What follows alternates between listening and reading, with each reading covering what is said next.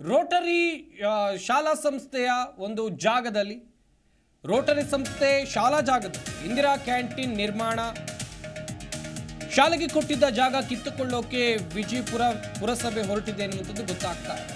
Rotary ಸಂಸ್ಥೆಯ ಶಾಲಾ ಮಕ್ಕಳು ಪೋಷಕರು ತೀವ್ರ ವಿರೋಧವನ್ನು ವ್ಯಕ್ತಪಡಿಸಿದ್ದಾರೆ. ದೇವನಹಳ್ಳಿ ತಾಲೂಕಿನ ವಿಜಯಪುರ ಪಟ್ಟಣದಲ್ಲಿರುವಂತಹ ಶಾಲೆ ಸ್ಥಳದಲ್ಲಿ ವಿಜಯಪುರ ಪೊಲೀಸರು ಬಿಗಿ ಭದ್ರತೆಯನ್ನ ಒದಗಿಸಿದ್ದಾರೆ. ರೋಟರಿ ಸಂಸ್ಥೆಯ ಶಾಲಾ ಜಾಗದಲ್ಲಿ ಇಂದಿರಾ ಕ್ಯಾಂಟೀನ್ ನಿರ್ಮಾಣಕ್ಕೆ ಸರ್ಕಾರ ಮುಂದಾಗಿದೆ ಎನ್ನುವಂಥದ್ದು ಗೊತ್ತಾಗ್ತಾ ಇದೆ. ಶಾಲಾ ಆವರಣಕ್ಕೆ ಕೊಟ್ಟಿದ್ದ ಜಾಗವನ್ನು ಕಿತ್ತುಕೊಳ್ಳೋಕೆ ವಿಜಯಪುರ ಪುರಸಭೆ ಹೊರಟಿದೆ. ಹಾಗೆಯೇ ಸ್ಥಳದಲ್ಲಿ ಬಿಗುವಿನ ವಾತಾವರಣ ಕೂಡ ಆಯಿತು.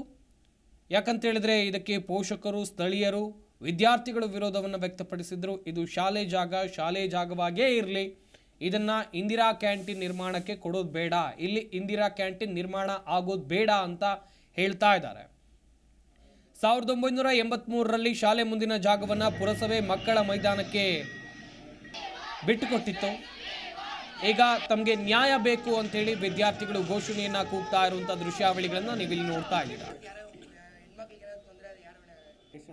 ಅದು ಆ್ಯಕ್ಚುಲಿ ಬಂದ್ಬಿಟ್ಟು ನಮ್ಮದು ಮುನ್ಸಿಪಲ್ ಪ್ರಾಪರ್ಟಿ. ಇದು ಮುನ್ಸಿಪಲ್ ಪ್ರಾಪರ್ಟಿಯಲ್ಲಿ ನಾವು ಒಂದು ಸರ್ಕಾರದ ಮಹತ್ವಾಕಾಂಕ್ಷಿ ಯೋಜನೆ ಇಂದಿರಾ ಕ್ಯಾಂಟೀನ್ ಬಡವ ಏನಿದೆ ಅದನ್ನು ಮಾಡೋದಕ್ಕೋಸ್ಕರ ನಾವು ಅದನ್ನು ಪ್ರಪೋಸಲ್ ಹಿಂದೆನೇ ಕಳಿಸ್ಕೊಟ್ಟಿದ್ದಾರೆ. ಅದರಂತೆ ಸರ್ಕಾರದ ಆದೇಶನ ಬಂದಿದೆ, ಅದರಲ್ಲಿ ಮಾಡ್ತಾ ಇದ್ದೀವಿ ಸರ್. ಅದರಲ್ಲಿ ಮಾಡ್ತಿರೋದು ನಾವು 50-40. ಆ್ಯಕ್ಚುಲಿ ಅದು ಬಂದುಬಿಟ್ಟು 11 ಕುಂಟಾಸ್ ಇದೆ. ಆ 11 ಕುಂಟಾಸನ್ನು ನಾವು ಏನಿದೆ ಅದರಲ್ಲಿ ಮಾತ್ರ 45/50 ಮಾತ್ರ ತೊಗೊತಾ ಇದ್ದೀವಿ. ಈಗ ಆ ಮಾನವೀಯತೆ ದೃಷ್ಟಿಯಿಂದನೂ ಅವ್ರಿಗೇನು ಪ್ಯಾಸೇಜ್ ಇದೆಯಲ್ಲ ಅದು ನಾವು ಮಾನವೀಯತೆಯಿಂದ ದೃಷ್ಟಿಯಿಂದ ಬಿಡ್ತಾ ಇದ್ದೀವಿ. ಅದನ್ನು ಅದು ಮೋರೋವರ್ ಇನ್ನೊಂದು 10 ಕುಂಟೆ ಅವರು ಇದು ಮಾಡಿದ್ದಾರೆ. ಆ 10 ಕುಂಟೆನ ಅದನ್ನು ಒತ್ತುವರಿ ಮಾಡಿದ್ದಾರೆ. ಈ ಒತ್ತುವರಿ ಪ್ಲ್ಯಾನು ಇದೆ, ಏನಿದೆ ಒತ್ತುವರಿ 10 ಕುಂಟೆನೂ ಅದು ಒತ್ತುವರಿ ಮಾಡಿದ್ದಾರೆ. ಅದನ್ನೇ ನಾವು ಇದು ಮಾಡ್ತಾ ಇಲ್ಲ. ಯಾಕೆಂದರೆ ಒಂದು ಯೋಜನೆ ಇದೆ, ಮಹತ್ವಾಕಾಂಕ್ಷಿ ಯೋಜನೆ ಸರ್ಕಾರದ್ದು, ಅದನ್ನು ನಾವು ಮಾಡೋದಕ್ಕೆ ಇದು ಮಾಡ್ತಾಯಿದ್ವಿ. ಆ್ಯಕ್ಚುಲಿ ಅದು ಬಂದುಬಿಟ್ಟು ನಮ್ಮ ಸುತ್ತ ಸರ್, ನಮ್ಮ ಸುತ್ತಲ್ಲಿ ನಾವು ಮಾಡ್ಕೊಳ್ಳೋದಕ್ಕೆ ಯಾರಿಗೇನು ಇದಿಲ್ಲ. ನಾವು ನಮ್ಮ ರೈಟ್ಸನ್ನು ನಾವು ಯೂಸ್ ಮಾಡ್ತಾಯಿದ್ದೀವಿ ಸರ್. ಈಗ ರೆಸಲ್ಯೂಷನ್ ಪಾಸ್ ಆಗಿದೆಯಾ? ಎಸ್ ಸರ್, ರೆಸಲ್ಯೂಷನ್ ಪಾಸ್ ಆಗಿದೆ. ಅವರು ನಮ್ಮ ಅಧ್ಯಕ್ಷರು ಹಿಂದೆ ನಾನು ಬಂದು 3-4 ತಿಂಗಳಾಯಿತು. ಹಿಂದೆನೂ ಅವರು ಎಲ್ಲ ಸದಸ್ಯರು ಒಪ್ಪಿಗೆನೂ ಕೊಟ್ಟಿದ್ದಾರೆ.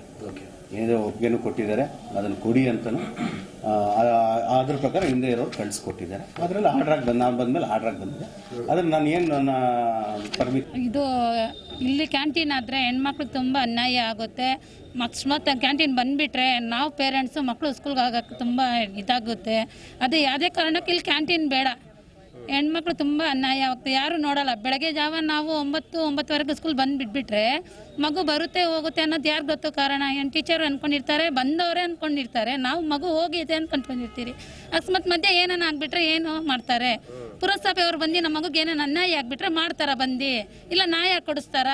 ಬಂದರೆ ದುಡ್ಡು ಕೊಡ್ಬೋದು, ಅನ್ಯಾಯ ಆಗೈತೆ ದುಡ್ಡು ಕೊಡ್ಬೋದು, ಅದ್ರ ಮಗು ಕೊಡಲ್ಲ, ಮಗು ಜೀವ ಕೊಡಲ್ಲ, ಮಗುಗೆ ವಿದ್ಯೆ ಕೊಡಲ್ಲ. ಇದು ಒಂದು ಏನಾಗುತ್ತೆ ಅಂದರೆ ಮಗು ಏನೇನು ಅನ್ಯಾಯ ಆಗಿಬಿಟ್ರೆ ಮಗು ತಂದೆ ತಾಯಿಗೆ ನೋವಾಗುತ್ತೆ, ಮನೆಗೊಂದು ಕೆಟ್ಟ ಹೆಸರು ಬರುತ್ತೆ, ಶಾಲೆಗೊಂದು ಕೆಟ್ಟ ಹೆಸರು ಬರುತ್ತೆ, ಪುರಸಭೆಗೆ ಯಾವ ಕಾರಣಕ್ಕೂ ಬರಲ್ಲ. ಇದು ಇಲ್ಲಿ ಕ್ಯಾಂಟೀನ್ ಆದರೆ ಹೆಣ್ಮಕ್ಳಿಗೆ ತುಂಬ ಅನ್ಯಾಯ ಆಗುತ್ತೆ.